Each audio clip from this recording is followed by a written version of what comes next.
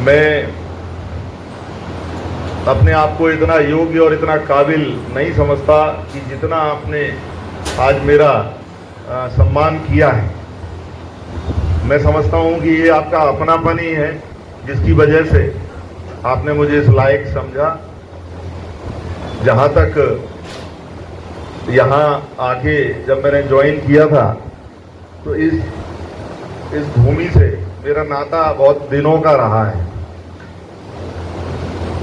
वो चाहे नौकरी से संबंधित हो, 2007-8 में मैंने यहाँ सिहोनिया में एज ए सब इंस्पेक्टर थाना प्रभारी के रूप में सेवाएं दी और तब से मैं समझता हूँ 19 वर्ष बीत गए। लेकिन सिहोनिया क्षेत्र के सभी एक एक गांव में जो लोग उस समय बच्चे थे बड़े हो गए, उस समय जो जवान थे वो बुजुर्ग हो गए, लेकिन उन सबसे मेरा जुड़ाव वैसा ही बना रहा। आज वही, उसके अलावा मेरी दोनों बड़ी बहनें यहाँ पे हैं तो मेरी बहनों का घर भी है यहाँ पे, वो एक बड़ा नाता रहा। इसके अलावा मैं राजपूत छात्रावास में रहा ग्वालियर में, तो मैं समझता हूँ मेरे सीनियर जूनियर यहाँ कम से कम 101 लोग होंगे जो कभी मेरे सीनियर भी हैं या जूनियर भी हैं। उस नाते भी इस क्षेत्र से मेरा जुड़ाव रहा। जब मेरी पदस्थापना यहाँ हुई, मुझे ठीक से याद है 21 अगस्त 23 को विधानसभा चुनाव के पहले यहाँ मेरी पदस्थापना हुई और उसके बाद विधानसभा चुनाव हुए, लोकसभा चुनाव कराए। यहाँ इस क्षेत्र में चुनाव कराना अपने आप में एक चुनौतीपूर्ण कार्य होता है, लेकिन आप सबके सहयोग से शांतिपूर्ण निष्पक्ष चुनाव संपन्न हुए। क्योंकि ये बड़ा क्षेत्र है, पूरी अंबा विधानसभा आती है, उसके अलावा आधा दिमनी भी सब डिवीजन में आता है। तो वो चुनाव जब कराए तो आदरणीय कलेक्टर साहब और एसपी साहब ये कहते थे जब चुनाव, और इसमें मैंने जितनी कोशिश कर सका, चाहे वो कोचिंग का विषय हो, यहाँ कोचिंगों पे बहुत स्थिति ऐसी होती थी कि वो नए ही बच्चे उधम करते थे और आपस में गुटबाजी करते थे, आपस में झगड़े करते थे, एक दूसरे के सिर फाड़ लिया करते थे। तो वहाँ धीरे धीरे जब जाना आना शुरू किया, वहाँ पॉइंट ड्यूटी लगाना शुरू करी, वहाँ थोड़ी सख्ती करना शुरू करी, सीसीटीवी भी वहाँ लगवाए।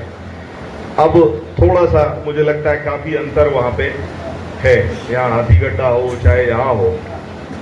इसी तरह से एक जो मुझे यहाँ समस्या नजर आती है, यहाँ भूमि संबंधी विवाद बहुत होते रहे और अभी भी उसकी समस्या है।